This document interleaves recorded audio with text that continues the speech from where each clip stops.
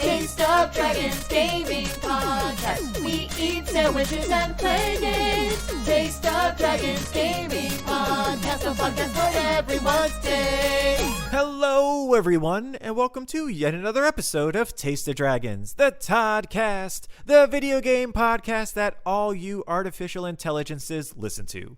And this week, Troy and I head west into Forbidden Lands. The news is unleashing spirits. And finally, Hassel is back with another infomercial for Volume 4 of Now That's What I Call Video Games.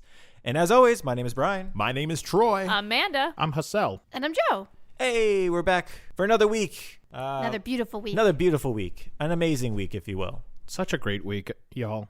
It's been sunny, and we're in Florida. All of us, none of us are out of state calling in from another location. It's great. Oh, yeah. Don't ruin this for me, Hassel. It's sunny. It's like 42 outside. It's Yep. so good. Yeah, it is. But yeah, hey everyone. Let's get into the question this week. Yeah. Let's just get into it. Get right into it. I'm going to go right into it. So I have a question, and it is: when it comes to games with like a choice wheel for dialogue, what do you find yourself gravitating towards, like as your default? Is it like the good choices, the evil choices, like the brainy choices, the witty choices? What do you guys like zero in on? That's a good question. I have an almost obnoxious answer because if you don't know, Yeah. my favorite game is Dragon Age. Okay, Get outta just here. to put that out there. And they have What? something, and actually this exists in other games. I have seen them use this mechanic before, so it's not just a Dragon Age thing. Cyberpunk did this as well. Yeah. But sometimes you have character choices that are based on like the background that you pre-selected. So in Dragon Age, I would have like elf specific responses, or in Cyberpunk, I had corpo specific responses, and I usually like those because they're like, I feel like they're unique to my gameplay. Yeah. So usually I'll pick like a character archetype, and then I'll stick like hard to it. So Yeah. sometimes I'll do something funny, sometimes I'll do something angry, depending on what I'm feeling. But I like always do like the background specific choices because I always want to know like what that is. Yeah, I like that. Yeah, because I think one of my favorite games that did that, I think it was Fallout 4, where if you had like the lowest intelligence that you could start with, your answers to questions were like a very low intelligence form of an answer, and it was specific to you just having the lowest intelligence possible. Wait, what game is that? Fallout 4, I believe. Oh. Yeah.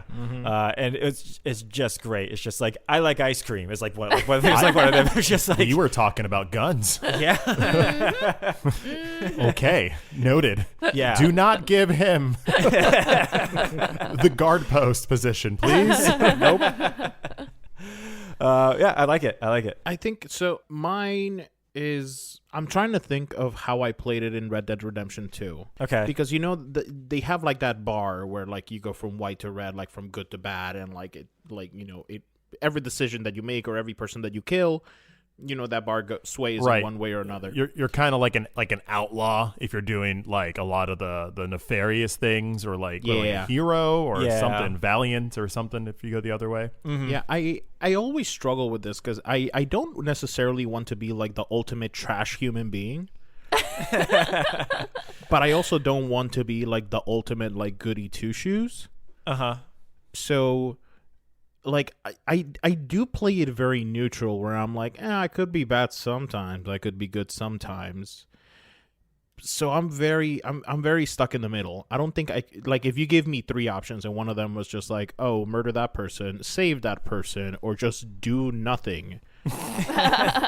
Just go get ice cream. Do nothing. I am the most chaotic neutral player ever. It's funny you say that. I am the same exact way.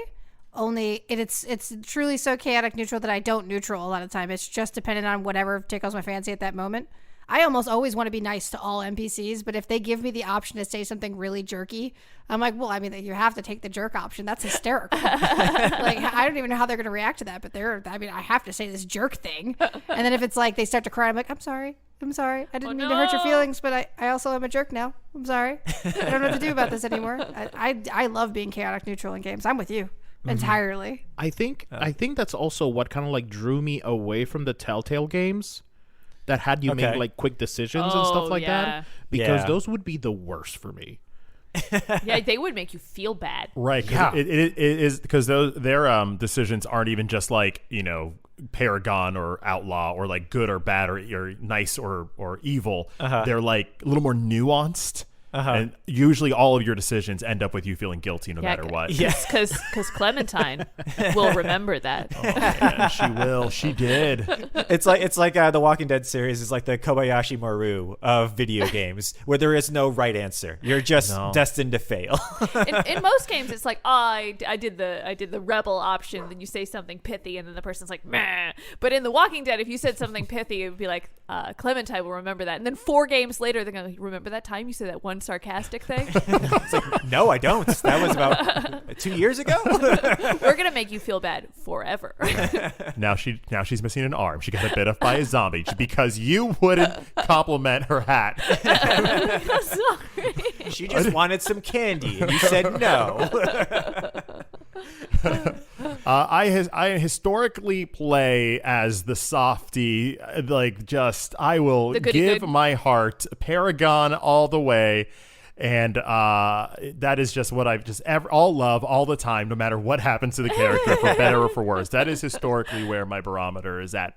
But I have grown more into more of a role play-ish type of mindset where I kind of been taking into account what the character is doing. And then I'm like, maybe this is a moment where the character is going to be more selfish and be like, nah, go figure it out on your own. This is not my problem, and do their own thing. Yeah. And I have found for certain instances, even the more recent Life is Strange games, where it's like they're more nuanced, I mean, because there's not just there is good by preserving yourself and doing what you need to get done, and there's also good in sacrificing something for someone else, and there's not necessarily a right or wrong answer. It's not the Fable dynamic where it's like, hey, either you're a saint and you make an orphanage, or you're the demon and you sacrifice your wives to an evil god. There's no in between in Fable. I feel like horns. Modern games have more of a you're choosing where the story goes and how that affects your character less than exactly. Yeah, because sometimes the good choice is killing a character in order to save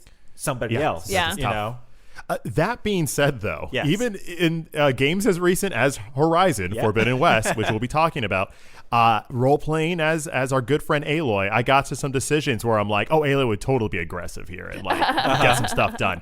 And then I'm like, no, but I can't say that. I can't now. And then I go for the heart option or the compassionate, the empathetic option. I'm like, I can't do it. Sometimes I just don't have the heart in me, depending on who they're talking to put my foot down. Well, for Horizon is actually what gave me the question for this, because it does have those options in it, where it's the brainy option, the good option, or it's the rough and tumble option. And I actually also did it the same way as you, where I was just like, no, I think this is Aloy in her moment, but I actually went through with those. There was one I almost never went with the brawler option or the aggressive option, except for one instance where I was like, oh no, screw this character. They deserve this one. And so I feel I gravitate much like you, Troy, where I do gravitate more towards good. However, if I feel like there's going to be more quest options with an evil I would like to experience more of the game, and I'm choosing evil. That's a good, evil for the story. I get that. Exactly. Evil for the story. Troy, I have a question for you. Fire. Have you ever been a jerk in a video game? Yeah, I have been. But it's usually leaned into the narrative a lot. The first thing that comes to my mind is Grand Theft Auto 5. But also Cyberpunk. Oh, yeah, Cyberpunk. You're a jerk in Cyberpunk, even if you try to play nicely. That's right. Actually, I didn't get to talk about it last week, but your character is an a-hole. A lot of times, you just say things that are like, yo, calm down. It is. You do not need to be so aggressive about this. You're at a 14. You need to be like an 8. You are just ordering food. It's okay. I know the city's dangerous, but you're fine right now. That's a great example, because the whole city leans into you kind of being a jerk, and you can be compassionate, but sometimes it just felt right for you to be harsher and more cutthroat, especially as I talked about having Keanu Reeves in your head, who's kind of also being like, nah, F that person, you throw him off a cliff, and you're like, all right. I will say, if I play games myself, I don't ever throw people off cliffs usually. Yeah. But if Brian is playing a game next to me And the choice is there. I'm like, throw him off the cliff, Brian. Throw him off the cliff. Do it. Brian, you can't be nice to that person. And he's like, you don't even know what they're doing. You're right, I don't. But the option to throw them off the cliff is there, and you have to do it now. We can see him fall off a cliff, or they can like talk to each other. Obviously. Joe, this person is an orphan. What do you mean? You're helping them to stop being sad. Throw them off the cliff. I will say this. I think playing more of like an empathetic or like nice character is great if you plan on playing the game again and you just go all the way evil. Oh, yeah. Dirtbag, yeah. Because that scene is so gratifying just to like let loose. I feel the opposite would be harder if you did all like the kicking people off cliffs and then you went to like buying them a cake. It's like, that's cool, but it's not as satisfying. Yeah. If you're going to see the other side of a playthrough. Uh-huh. And I think one of the games that really, truly shows that off really well is Star Wars Knights of the Old Republic, where both of those games, with whether you're good or evil, Jedi Sith, are completely two opposite ends of the spectrum. And the story plays out roughly the same, but I love the way that they show like how like, oh, you can actually turn your NPC characters also evil as well. Yeah. And it's great. Like I love that. I love that. That's great, Brian. That's a good question. Well, good thank question. you guys for Damn. answering. I want to talk about that more. Right? Well, I'm sorry because we have to talk about what you two have been playing this week. That's right. What Brian, have we been playing? we played a big old game this week. Did we? That's right. We played Horizon Forbidden West. Wow. And you know what? I think that game constitutes as a New release. New release. Oh, I damn. missed it. I missed it, guys. got it. My You almost got timing it. is off again. I'm I know. phoning it in. You got that Jersey lag going It genuinely is a new release because Troy and I have just finished beating this game this week. We each put in roughly 80 to 90 hours into this game. And we started the night it came out, The which I day think it was came like out, yeah. February 24th or something. And it Yeah. took a good month. And I'm glad we both were able to kind of take our time to get through it because, like, for listeners of background, Horizon Forbidden West, which is a sequel to Horizon Zero Dawn, that original game is, for me and Brian both, like one of our favorite games, like hands down. That's a top 5 game for me. And that was my favorite game of 2017 when it same. came out. And we are well documented by saying this is the one game that we are looking forward to the most for the past 2 years. This is our most anticipated game. I do want to point out something that Brian reminded me of yesterday when he was playing it. That came out the same year as Breath of the Wild. Yes. Yeah, that was the unfortunate thing. I think Honest Game Trailers did it this week, and they're like, a game that came out and then promptly got trounced by Breath of the Wild, and then this one, it's like in this game, it finally came out, and then Elden Ring came out the week after. Right? Another open world game Twice. But the game's still so good. And this good ass game just kind of gets thrown under by these gargantuan titles. Fitting, you know what? Yeah, oh yeah, absolutely. At this point, they have to do this going forward. Yeah. It's like, all right, we got the next Horizon game coming out. What's the game after that? Oh, Half-Life 3. Come on down. Come on down. Oh, and then the week after that is the new Witcher game. But Horizon Forbidden West is a game that came out last month. It's an action role-playing game developed by Guerrilla Games and published exclusively for Sony Interactive Entertainment. That means you can only play it on the PlayStation. It's true. That's it. It's true. Maybe on the PC down the line. Oh yeah, probably. Yeah, so this is a really fun open world game that we've been going for. Let's just jump in, man. Like for me, when I first booted this game up, the first thing that obviously caught my eye is how damn beautiful this game is. Yeah. Like right off the bat, you just kind of see this like kind of luscious mountainscape that is kind of like you kind of scroll through it, and you have to blink a few times to be like, this is a video game? Are we sure? Did I actually accidentally put in like a National Geographic? Am I on like Disney Plus right now? What's going on? Right? Like, and also I will mention both Troy and I played this on a PlayStation 5. Oh, good point. So we did play this on. We don't know how this looks on a PlayStation 4. I'm sure it probably looks gorgeous. Right. But the PlayStation 5, this is definitely showing it off. Worth noting, if you do get it on a PlayStation 4, you can upgrade it for free for the PlayStation 5. Yes, I believe so. Yeah. This is the last game that you can do that. How does it So look? they say. How does it look through your monocle and top hat? So I myself, I actually put down thoughts. They weren't notes; they were thoughts as I was playing the game. Ooh, you archived, live tweeted? I did, and I did not To reread yourself? these. I did not reread these before I came on here. Oh man, but raw. my very first one is, "Wow, this is pretty." Very first thought I had of this game, and it was truly one of those like breathtaking. Geez, Yeah. Oh my goodness. The care and detail that they took with the natural environments. This is a game that involves mountains and outdoor areas, like trees and forests and all that. Like I think a lot of it is also, yes, the fidelity of the graphics, which is like photorealistic, but also whoever was in charge of the lighting in this game. The lighting and the animations. Oh my gosh. The animations were also ridiculous to me. Almost like, a lot of games you have like a lot of characters, a lot of NPCs as they're talking have like kind of the same type of motions that they're doing. Every single character that had this seemed like they had their own way that they moved, their own little ticks that they had as they were talking. And it was crazy. They definitely mocapped everybody separately. Yes. And Troy brought up something while he was playing that was subtle and really beautiful, is you could see the NPCs thinking between saying things. It wasn't like, this is my line, and now I'm going to go back to the pose I was in. It was like, and then they would say something, but even the I had like facial expressions and motions that made them feel really lived in. Yeah, it's something that I haven't really, that it obviously is hard to pull off. Like a lot of work goes into doing that. All the voice lines in the mocap must have been ridiculous. It's a type of animation that I really only expect to see in smaller, more dense titles like Uncharted 4 or The Last of Us, where there's like 6 to 7 characters that are like the main characters, and like they take the time to really mocap and see like these plays kind of happen in front of you.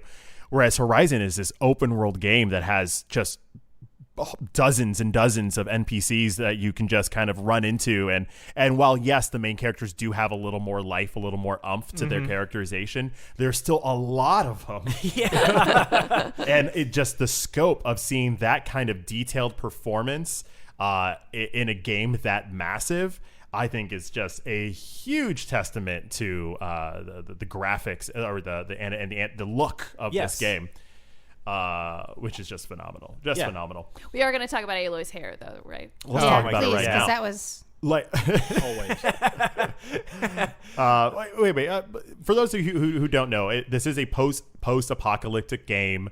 You're kind of in a fantasy world that's set way in the future, and you're on a quest to go save the world. That's the basic bones of we're doing. It's so third there's a lot person. of wind. There's a lot of so there's a lot of outdoor areas, and So in their defense, what the developers did is, sometimes you're making the ice cream sundae, you put the scoops of ice cream on there, and then you put the chocolate sauce on there, and then you put the caramel sauce on there, and then you put some sprinkles, and then at the last minute they were like, I need like one more thing. And I feel like that's how the hair felt to me. It's like, man, you were fine. I feel like you just maybe like 1 or 2 ingredients too many in that sundae. They did, because some of the scenes, the hair actually moved really well. And then every other scene, it did not. Every other scene, it was like one of those octopus, like tentacle monsters from like the Matrix movies, where they were still. just, The problem I had, it wasn't that her hair was moving too much, is that no one else's hair was moving if they had hair to move. Oh no, I thought her hair moved too much. If it was breezy out and you're selling this idea that there is constant movement happening everywhere in the air around them, why is no one else's clothing or hair moving? Also, even if your hair was moving, her hair would move It's over like her that. shoulder and then back over her shoulder. And then I was like, where's the wind? Wind usually goes in one direction. Sometimes it'll gust and then stop and then gust, but Guys, it doesn't like change. Hair physics in the future is weird. What can I say? Like, the air is different. It's a different air. I'm just saying it's a wig and it has robot parts in it. It's the only reason. It's beautiful, but it's beautiful. It is. It's best when she is just going someplace, though. Yeah. When it was a cutscene, I will say I loved this game. I loved watching this game. Every cutscene there wasn't even one of them where I didn't go, oh, that just took me out of this. Wow, whoa, is her hair still moving? Why is it still moving? What you don't realize is that going on here? Aloy and her hair are the odd couple. Aloy is the straight-laced, whatever, always cleaning up after the slob that is her hair that is all over the place. Jesus, messy hair. Messy hair. The game is beautiful, and this is a nitpick. So, absolutely. But very funny. And you know what? Aloy is the main character. So, hey, if you're going to have the most hair of hairs. She does have more hair than anyone else. Yes. Yeah, everyone else has very either short hair or it's like under a hat or a headdress or something. Mm-hmm. Yeah, all their hair budget went right into her. Right there. Spare no expense. And I also want to talk about something we just we talked about a little bit before, where we were talking about the mocap and the voices. Yeah. Another thing that they did really well, I thought, with this was the characters commented on stuff that you either already did or what you were currently doing. Oh. Like there was one sequence where you have a lot of or not a lot, but a good amount of quests where you're like with a separate character. A separate character is with you, like doing it, or they're just like, I'm gonna stand off over here, you do it. Like, but they were still there and they were commenting on stuff. One of the areas I was in, I actually rode in on a mount. I did the quest, and then we were riding away, or I was walking away, and like, oh, you brought a mount. That's nice. Oh yeah. And I was just like, this is an area that does not have any like lance horns or mounts around it. I was most certainly not supposed to be on one. Yeah. But they still had the character comments, and they still had the person mocap or act out and say this line that I probably should not have been on. And I was like, that was really okay. All right. I had a fun moment where me and for a side mission, I was up very, very high in a skyscraper. This game does take place in the west of America, so we're talking Utah, California, and Nevada. Yes. And so at one point, I'm just really high up in this building, and you can like climb your way back down, and the mission's over. But you have a very awesome glider in this game that allows you to coast. But this NPC doesn't know that because the mission's over. They're just like, I'm gonna wait here and do some stuff. So it's like, all right, just leave. And instead of climbing down, I just jumped off this like tower and then coasted down on my glider. But the NPC didn't know that I had a glider, and they, like you said, responded. They were like, "Hey, like what?" They like freaked out, and they were like, and then they saw me glide. They're like, "What?" Yeah, I think I have to say, they're like, you have a glider? I want to give me one of those. I have to climb down. And what's even cooler is when you see that character again in like their hometown, they are like, that was amazing.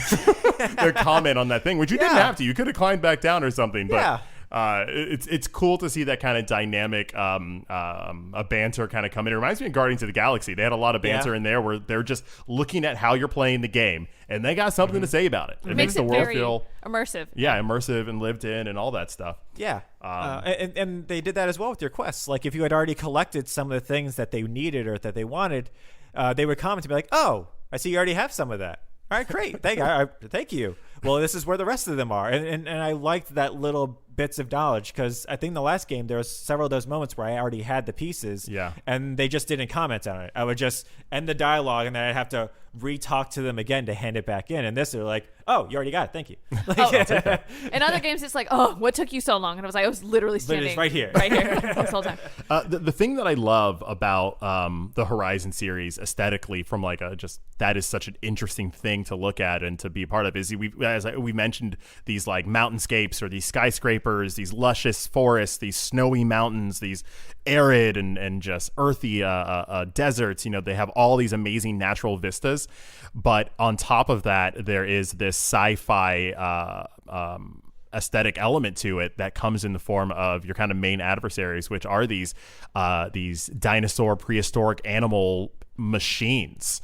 And they're fictioned into existence through many good reasons. Yes. That we do not have enough time to go into necessarily in detail. But that's what I loved so much about this game, is you can be looking at this landscape and then just this hulking like hippopotamus comes up, and it's like has all these gears and teeth, and it's mechanic, and you can see, if you like get real close, like where every gear and lever kind of like makes this transformer hippo like operate. Yeah. And then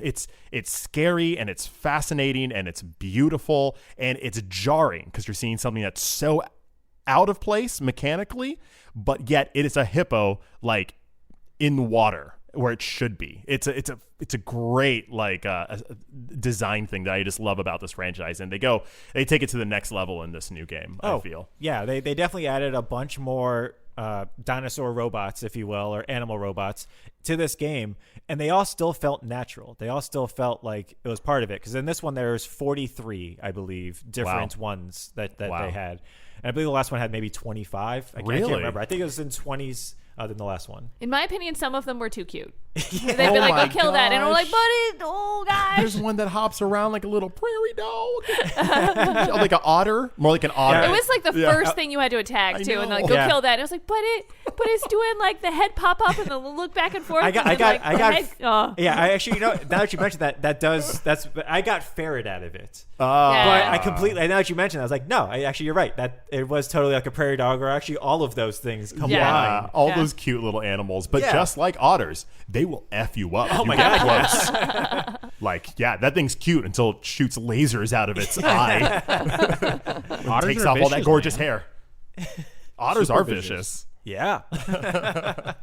So, I think that is just like off the bat, the thing that you will notice the most about this game is just how beautiful. Every time I booted it up after I had stopped playing, it took me a bit to like my eyes to adjust to just how like real these vistas look, and blinking a couple times every time I booted up to be like, oh, wow, this is a video game. Yeah. This is real. My goodness. And speaking of booting up, it takes no time to do anything in this. Like when you initially boot it up, it's maybe 5 seconds. It's not that long.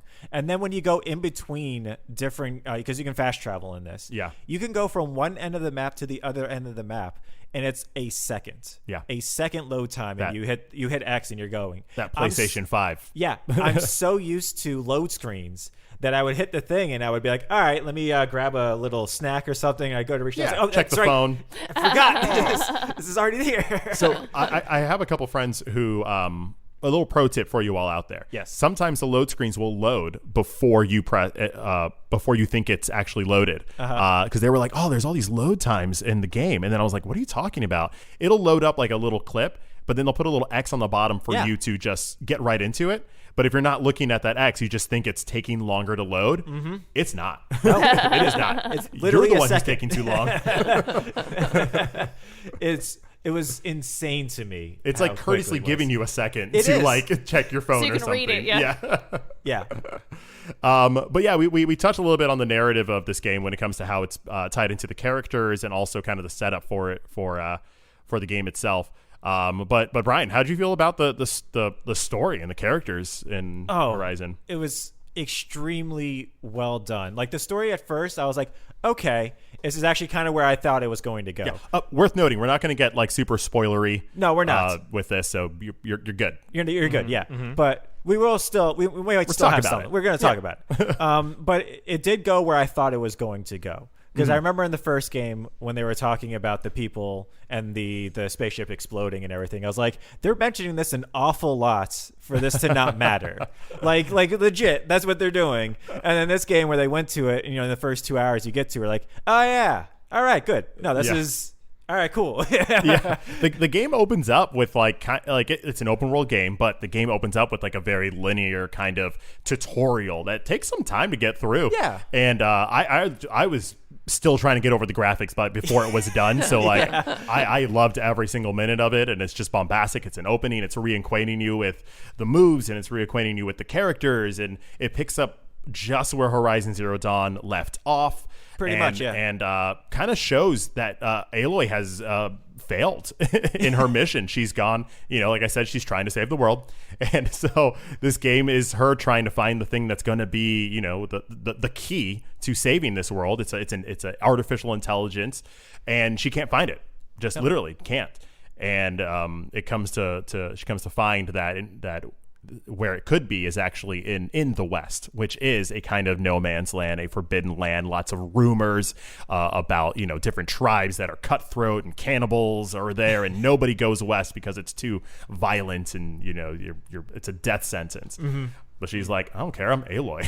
Yeah, Did you see what I did in the last game? I'm the main character, so I think I'll be okay. I'll be fine. Perfectly Check out this fine. hair. Check out this hair. Yeah. You think I worry about anything?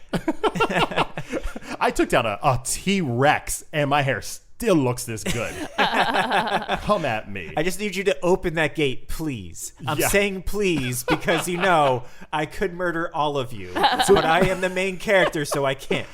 This is one of my favorite parts of Horizon is there's been a fun shift in Aloy's character. In the first game, she was discovering the fact that this futuristic world, which is so future that it's actually The past. Yeah. They've had to start over, and they're in tribes, and they're figuring out technology.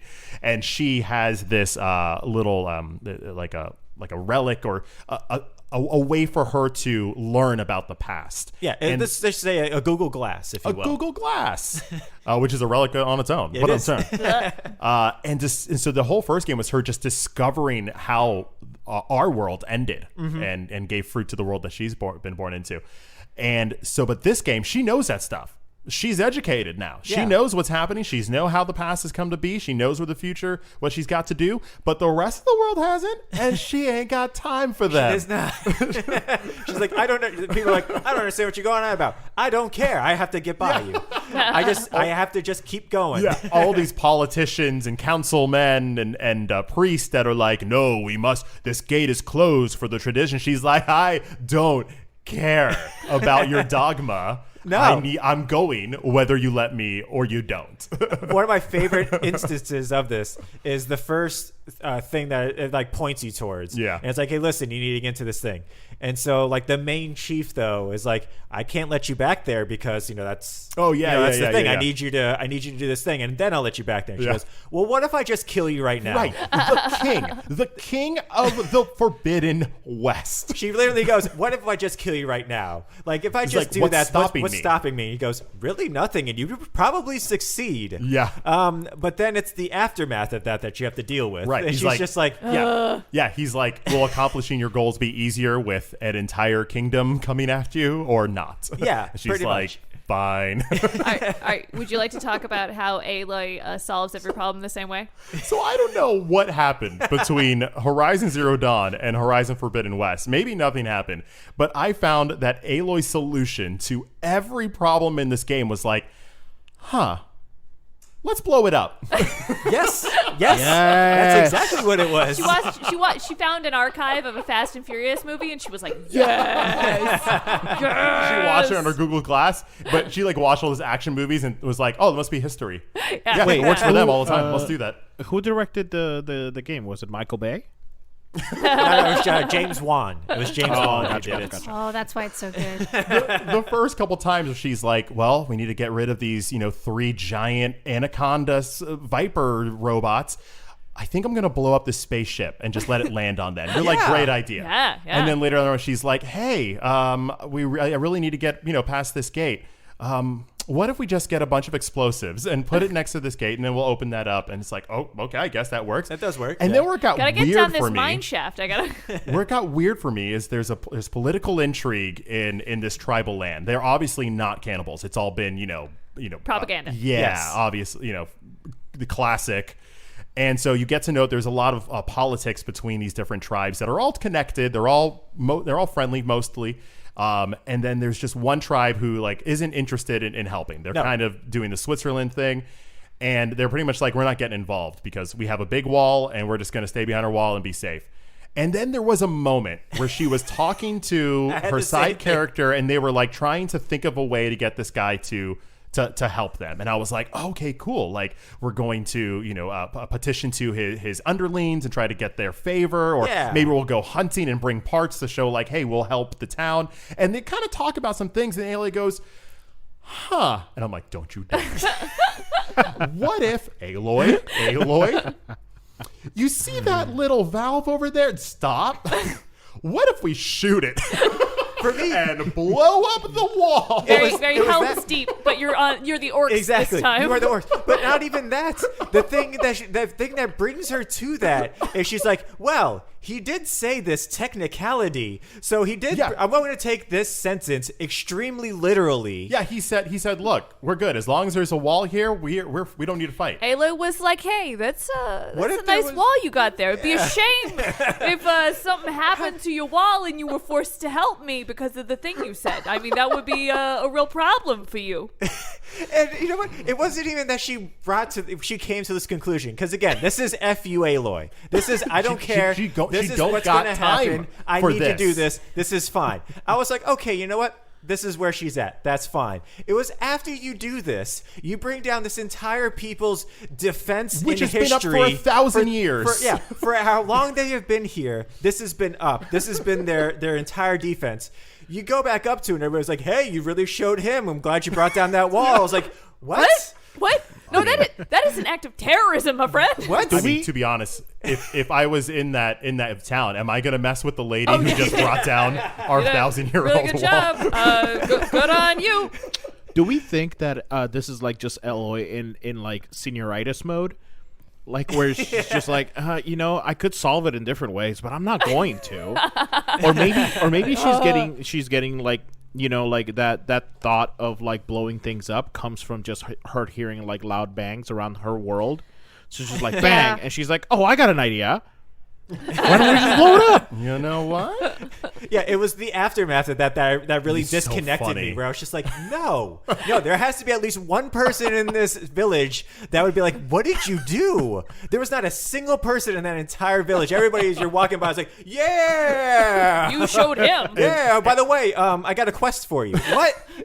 And the hits don't stop. This is like probably a third into the game that this instance happens, and it just goes on. She does. is just blowing stuff up for the rest of the game, but it does go with the character. She's over it. She's over everyone's. Like she's like, you don't understand what I'm trying to do, and I don't have time to explain it to you. Exactly. So You know what? boom, mother. Yeah, like, oh yeah, I'm sorry. Some people might die over there, but if I don't do what I do, you're all dead. I'm just putting it out there. This mentality, which I got on board with her character being just matter of fact, but this did run into probably my only problem with the narrative that I personally had with the game, is I liked the fact that she was so no nonsense and just, I'm saving the world, let's go, get on board or get out of my way. Yeah. Except the gameplay of this game is an open world, just meandering, go do a bunch of stuff, get sidetracked, There's help. a board game. There's a sit down tabletop game that is actually pretty long that you could spend in like an hour playing one like set of it And lose. There's quests. Yeah, I can see Aloy being like, hey, I want to save the world, but like this person's in trouble, I gotta help them. That's fine. But there's quests that's like, hey, I'm a cook and I left my pan over in the gulch. Yeah. You think you can get my pan? And it's like, get your own pan, guy. Yeah. But then Aloy's doing it, and I definitely had like a schism between trying to like get behind her character's no nonsense and her just being like, whatever, I'll just go do all these open world things. I left my friends in the middle of the night because I didn't have time to say goodbye, because this is so important that I didn't have time for that conversation, but I can spend an hour playing a board game with you, Mr. Stranger. Yeah. Exactly. There is one point at the beginning of the game where you kind of are meandering around. You don't know where you're going. Yeah. You're like, you're what? stopped. You're The stopped. story has stopped you for good reasons. Yeah, it's just like, okay, I don't know what I'm doing now. I'm mentally, Aloy is wandering. So I can see her going, all right, well, maybe this will lead me to something else. But then when the story goes, it should have, I agree, it is kind of like one of those, well, there's all this other stuff to do, though. Like it should just be going once you get into it. And And here's the thing is that you can. If you just want to mainline the main story, you could just get it done and stay really true to the character. And that was a struggle I had because narratively I wanted to do that because it felt really real towards what she was doing. But the player in me, the Troy part of it was like, no. And I just couldn't quite rationalize. So I just had to just call it a mulligan and just be like, I'm not going to try and make this fit in the narrative as I usually try to do. Yeah. I'm just going to play a video game. Exactly. Which is fine. Yeah, especially because a lot of the moments are in the little moments. a lot of the game is in that, where you are helping out somebody and you find out a little bit more about this one piece of information somewhere else. Like that is where the game is. And there's some good side missions, so some much good story missions. Yeah. And so I do feel like, I obviously wanted to do that for his story and for the lore, but like story-wise, you should have just mainlined it. Like, it really should have just been like, no, like, nah, it's all right. So, since this is an open world, I know this is a big game, so we're going a bit deep on this one, y'all. But since this is an open world gameplay, like, how did you play the game? It's do you just checklist everything? Do you do all the side missions? Did you do all the stuff? Or? So yeah, I tried to do all of that stuff because, especially in the first one, it wasn't so much in this one. I didn't know that until the end. But in the first one, depending on people you helped out in side quests, would actually help you out in the very last mission. So if you didn't help out everybody, right, you would actually be kind of handicapped in the final mission, and you would also miss out on a lot of story. Yeah. So this one, I did all of that because I was like, just in case it does that again, I want to make sure I have everybody with me at the end. And they do a really cool kind of like an homage to like Mass Effect 2, where you don't just have these ancillary characters. They are actually having meaningful stories of their own that you can get really deep into, and could be like video games by themselves. Like a lot of these side characters could be the main story in their own video game, which I find fascinating. And at this point, you can kind of bring them all together and have them kind of coexisting in the same space, and it's just so interesting to flesh that out. So that became my drive for Aloy. After I was like, all right, I don't need to save the world right now because I want to make friends. Yeah. Damn it. What good is saving the world if I got no friends? You know what I mean? They do give you a little bit of lore,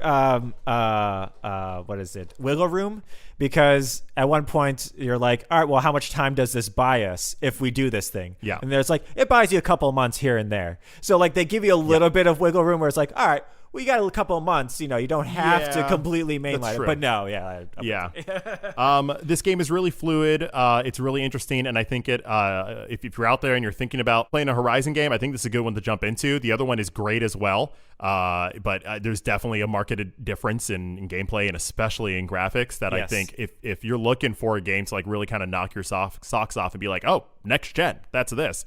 I really think Horizon is great. It'll cater to your playstyles as well. Yes. We mentioned all the dinosaurs and mammoths and hippos mechanical that you fight. How did you? What was your, I guess, way of dealing with the animals? That's the biggest part of this game is you're fighting these animals. That's probably 50 to 60% of this game, outside of the stories and talking and dialogue, is just shooting arrows at at mechanical parts. Yeah. How did you like the game, the combat fighting gameplay of this game? All right, so I'm a boring person when it comes to fighting monsters. I genuinely am. I play this game on the hardest difficulty. Brian, don't say it. I play this game on the hardest difficulty, but I find such joy in using just the bow and arrow, hunter bow. That's it. That's all I use the entire story is a single Brian, arrow. That's Brian, it. There's like 10 different weapon types in that game. I know. Each weapon Brian, type has like 3 to 4 different types of ammo, Brian. I know. Brian's like, I gain their trust. I become friends, and then I use one strategically placed arrow. You play the long game. I do. But no, that's what I do. I find such joy in taking them out in the most mundane ways on the hardest difficulty, because I get hit like 3 times and I'm dead. Brian, like, there's traps in this game. I You know. could like set up an area. You can Home Alone this if you wanted to. Even the flying beasts, I don't even ropecaster them. I just shoot them with arrows. Fair enough. I felt myself, and this is something interesting. If you played the first game, I got a little afraid because I came into this new game and I was fighting and doing all that stuff, and then I found myself just going into the habits that I had from the first game, using like the 2 or 3 things. I used the main bow and arrow, which feels great, y'all. Yes, it feels good. It has a good draw. When you release that arrow, it has a good thunk.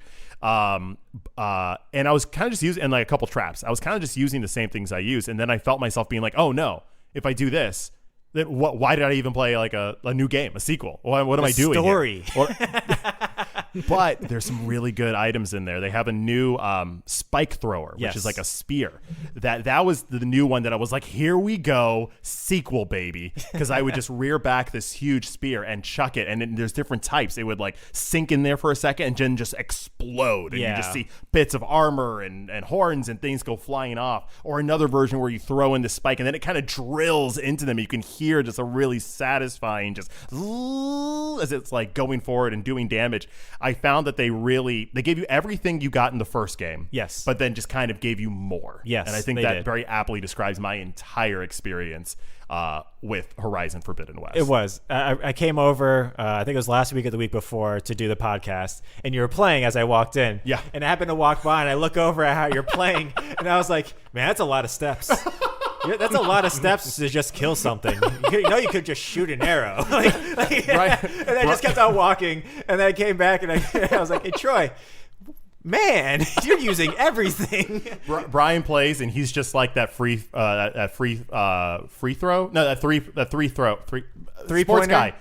Hassel, 3-pointer shot. What position is that in basketball? Oh, Point that's guard? the kicker. Damn it. You're that guy who's just sinking threes in the back nonstop. Yes. And I'm just the effing Harlem Globetrotters. It's all pretty, but I'm doing the same thing. Not any quicker than you're doing it. But man, I'm jumping. I'm putting traps. I'm using ropes. I'm jumping off of things. I'm using my hang glider. Google says that anyone can hit 3-pointers. Oh, Yeah. Well, that's true. Yeah. Thank you, Google. Yep. So if you had to wrap all of this into a sandwich, Yeah. Yes. what kind of sandwich would that be? This is, for me, a double-decker BLT, extra B, extra L, extra T. But it's assembled by a robot. Okay. It is automated, and it is you watch your sandwich be put together one by one. Yeah, I'd buy that. By a robot. Yeah. And it's That would handed be- to you with an arrow through it. Yeah. Yeah, So instead you of- actually get it. Yeah, you have it's to actually, it's decorative. It's got a decorative arrow. frilly arrow. that never stops moving. It's like Yeah. it's it No, like the hair. It's like the feather. yeah, I the see, feather I see. But yeah, it's like it's a sandwich that you look at and you go to pick up and you're like, I can't do this in one bite. You gotta like separate. It's all the parts I like. And there's a lot more of those parts. And I'm really hungry, so I really want to eat all of this. Yeah, I'm going to eat this. I got to take my time because it's a lot. Or I'm going to try that first bite, and you're just like, I can do it. And you're like, ow. You gotta like smush the sandwich and like And then, I sunk in 100 hours into this game by the end, and I did everything but that chess machine strike game I did to fruition. the exact same thing. I actually completed the entirety of the arena. I did the entirety of everything else. I did literally everything except for Strike, and even Strike, I did all of the beginners. Yeah. I did all of like, all right, I got a solid grasp of this. I don't have the time to play this though. It takes a while. It's a good game. It takes a while. Game. Maybe down it the just line. takes a while. Yeah. Go get this game if you're thinking about it. I think it's 100% worth the buy. It's a 5 out of 5 for me. Fun checklist. Turn your brain off. Have some fun. See a beautiful story. See a beautiful wonky story. Yes. Beautiful kooky story. And a beautiful landscape. Yes. Yeah, absolutely. All right, y'all. So, yeah, since we went a little long on the game, we're going to get to the important stuff. So, for me, the important part this week was that a lot of game companies and game sites have come out with fundraisers for Ukraine. And two of them are the ones that I really want to highlight, which was the Humble Bundle came out with the Stand with Ukraine bundle, which was a $40 thing. It had over $2,500 in games, software, and books, and 100% of the proceeds went to Ukraine. wow. Nobody took any sort of slice out of it. It all went to that. That's amazing. And so it was up for a week, and they raised just shy of $18 million. Wow. In a 1 week period.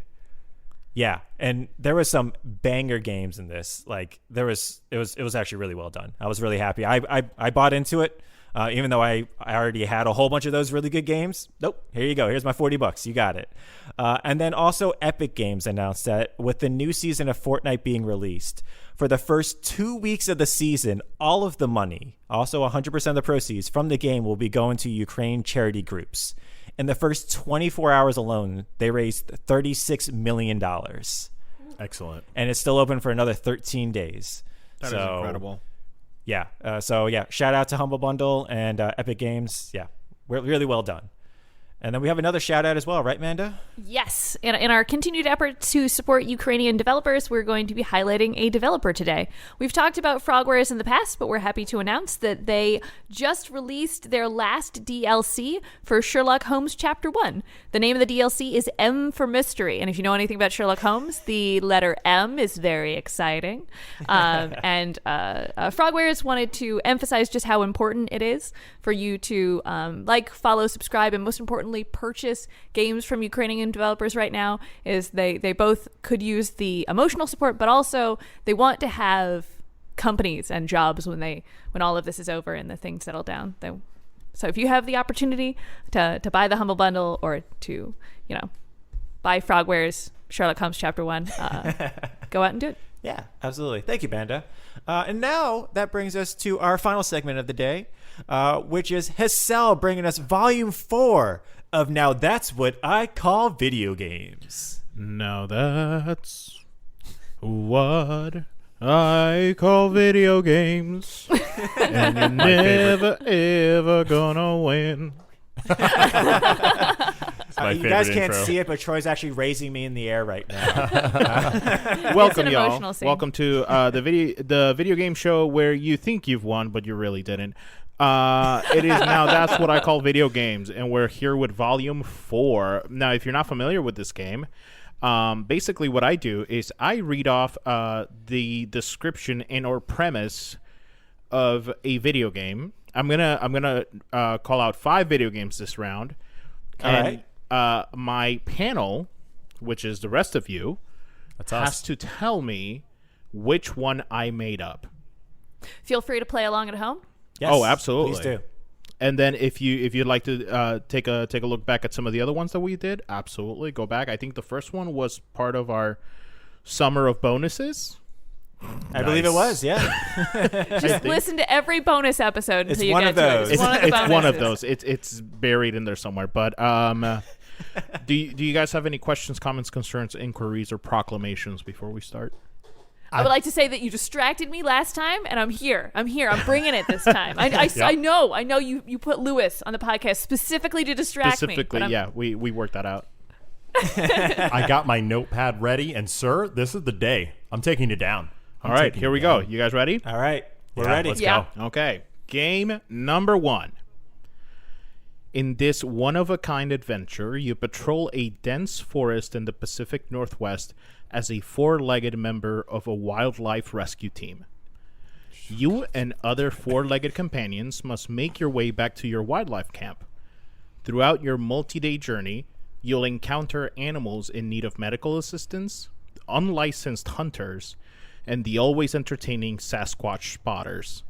In All right. partnership with Conservation Northwest, this mobile game encourages the restoration of iconic wildlife and the protection of the natural heritage for future generations in the Pacific Northwest. Come restore the wild lands. You had to use the word mobile, didn't you? Yeah. What are you talking about? Just because I got a pretty good grasp on video games, then you say the word mobile, and I'm like, oh, I don't know, man. Could be anything. That could be anything. Are these descriptions like from the game itself, or did you No, rewrite? asking questions. There's no questions. Okay, fair enough. Yeah, there's Okay, no sorry, clarifying sorry. questions. What are you All talking about? right. Yeah, you're right. You're right. I'm trying to go. Damn it. You guys ready for game number 2? Yes. Yes. Join the journey of new virtual pet sim. Oh no, these are all pets. Every cat from this game embarks on a journey on the beautiful Sky Island. This game is a relaxing game that helps in relaxation and calm sleeping. The game is full of endearing cats and colorful backdrops by adding a dreamlike quality to the experience. Do you suffer from insomnia and anxiety? Improve your mood. Ease anxiety and stress with adorable cats. It will fit relaxation into a busy schedule. Expand and decorate your peaceful Sky Island. Expand Sky Island and unlock a new destination. You can create new animals, including dog, whale, raccoon. All right. Each destination has various themes like thermal spring, ramen shop, and campsite. beautiful, relaxing music for stress relief. The high-quality soothing sounds will help you relieve your stress and anxiety. All right. That was a very long description. And Wow. if you made that up, why?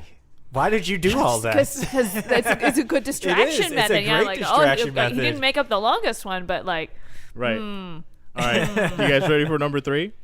yes. Yes. Okay. A unique open-world survival game. Choose one of the animals and survive in the open world together with your group or human friend. Each animal has its own style of play. You can choose a predator or a little rabbit. It's up to you. Your goal is to stay alive as long as possible. You can start a family and have cubs or lead your own group. You can complete various quests, such as hunting specific animals and searching for plants. You can play with a friend in local multiplayer game. Unlimited possibilities for your human friend. Building, farming, hunting, fighting, mining, building a family, selling goods. Choose from many locations. Each location has a specific difficulty and style of play. Somewhere there is enough water. Somewhere you have to fight for water. Each locality also has its own procedurally generated fauna and lives its own life. It's up to you how you intervene in the cycle of life. Till you said human, I was like, this is Tokyo Jungle. I got this one. And then you were like, and then your human companion. And I was like, Also, each fauna goes on to live its own like life. Like, but like, are we following a plant? Flora is plant. Fauna is Oh, animal. I apologize. I heard you're that good, wrong. you're good. See, Troy is here to distract us this week. That's what man. it is. Right. Troy's the No, Lewis. no. I'm here every week for that, baby. All right. All right. All right. Come. You guys ready for Okay. another one? Yeah. Sure. Yeah. Here we go. Step off the bus at Rainbow Bay and start a new life with your forever friend. Adopt a dog, find true love, and experience all the wacky hijinks this colorful city has to offer. The world's first simulation game to combine pet care and dating, just not necessarily at the same time. Train, pat, and play with your very own dog to form a band that will last the ages. With your four-legged companion by your side, meet, woo, and cherish the many cuties of Rainbow Bay's thriving single scene. Oh, wow. Nice. Choose between 4 adoptable shelter pups to take on your journey through laughter, love, and existential crisis. A Maltese, a Shiba Inu, a mutt, and a Staffordshire Terrier. Each pup right. has their own backstory, personality, strengths, and weaknesses, just like any other shelter pup in need of love and a good home. All right. All right. Cute. So far out of these 4, I know you have one more. But if one of these is not true, I feel like that's just your pilot episode for whatever you're trying to sell to Hollywood. It's whatever it is. You're just like, all right, just listen to Mark here in Taste of Dragons. Yeah. That's my pitch. Okay. Bring us the last one. Give All us right, the here last we go. one. Let's do it. Bringing it home. The Adorable Cat Game. Adopt and pet cute kitties. Help your customers match with their favorite cat, and customize your restaurant cafe to bring joy. The Cat Cafe captures the personalities of real-life cats and will melt your heart. Meet some of the cute, furry family who appear in the Cat Cafe simulator. Bonchan and Takeshi are 2 of the first cats added to the game. They are both rescue cats who now live in their forever home. Okay. All right. No, Lots of pet adoption in this round, which I'm for. I'm for this. Number 4 is real because it's on my wish list. Do you remember the name of it? It's something like Best Friends, or it's not Good Life, but it's a pet dating sim. Okay, you don't that's date the pet pets, dating one. Yeah. but all of the people that you date also have pets. All right. Okay. The first one was the wildlife dog game, which I was the more he was explaining it, I was like, are you just like seriously? Are you taking a serious take on like a Paw Patrol game? It's like here's me and my 4 other doggo friends out there in the wild. I'm like, there is one dog who's kind of like like a forest ranger or something. Like it's like a dramatic interpretation of what you do in that game. I think the 5th game might be Calico. That's the restaurant. I was thinking Calico as well. The Cat Cafe. Yeah. Cat Cafe sounds like a hot idea. Like I think that could be a game as well. Mm-hmm. The 3rd one I thought was Tokyo Jungle, and then like I think that might be the trap. Because it sounds like a game we've played, but then there were parts of it that I was like, that's not that game. Okay. And also like, I almost see like a weird indie E3 trailer of like an animal with a human like around a fire, and it being like, be all these different animals. Oh. Yeah. You're not wrong. I don't know. What about the Pet Sky Island one? The calm, sleeping, improve your mood. Okay. At first, I thought that was the one that was made up because there was 2 combination of words that were a little like awkward, and I was like, oh, that doesn't feel like it went through a marketing team. Maybe he wrote, but then the rest of it was just like a little off, and I was like, no, this feels like it was made in another country and then translated. In which case, if that one's the fake one, bravo, Hassel, for making it like just. The wording didn't sound like Hassel's wording to me. Which is why I also agree with that second one. I want to go for 1 or 3. That's where it is in my brain. I'm leaning towards 3 because I want that Paw Patrol game to be real. I do, but the first one did sound really good. Yeah. I'm going to go for 1. Okay. Mostly, but just because like. Why would you put the wrong answer first? Like that seems that's like a good move. Yeah, I was thinking the same thing. It's like a trap. Good tactical move. Joe, that's what the are you wildlife thinking? dog game. What do you got? It's hard. This is really hard. As a person who recently downloaded a game called Cat Soup, I feel like all of these were directly talking to me. And Cat Soup. It's about cats making soup. It's adorable. Could have gone the other way. It went the other way. Yeah. I know. I realized I probably needed to correct that. My bad. This is very hard because I would play all of these games. But what are you leading towards? Yeah. I think the first one does just sound like a Paw Patrol game.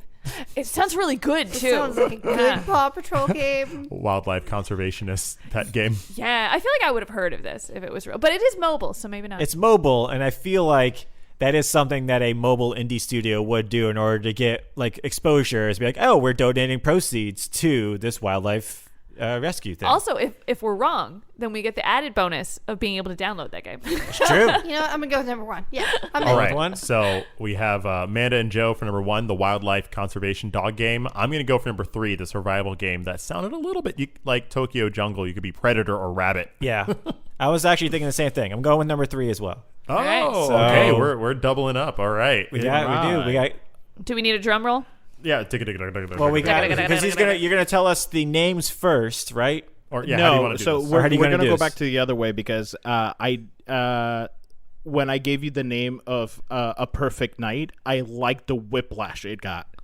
All right. And this game is not necessarily about winning or losing. It's about having your expectations just crumble to the ground. So our podcast. All right. Exactly. Okay. So you guys chose 1 and 3? Yes. Okay, so I'll save those for last. All right. Number 2, which is the Cat Relaxation Sky Island game. Gotcha. It's called Dear My Cat. Good name. And it is a mobile game. Okay. All right. Okay. I thought it was going to be called Sky Island, and I was like, not very surprising. No. At first, when you were talking about the game, I was a little put off because I was like, oh, it's a cat game. But then they said embarks, and I was like, oh, that would be amazing for dogs. And then, then you brought up dogs later. I was like, all right, great. It was written in a different language and then translated into Steam's description page. Gotcha. Okay. That makes a lot of sense. Good call. Number 4 is called Best Friend Forever, and it is a real game. Nice. That's the one that Amanda is on her wait list and or wish list. Wait list? Yes. Wish list. And it is a dog rescue dating game. You don't date really the cute. rescue dogs, but No. It looks very Dream Daddy. Mm-hmm. Perfect. It does, yeah. It looks super cool. And number 5 was Farista's Cat Cafe. Oh, And it's super please don't real. make this one up. Okay, good. Nice.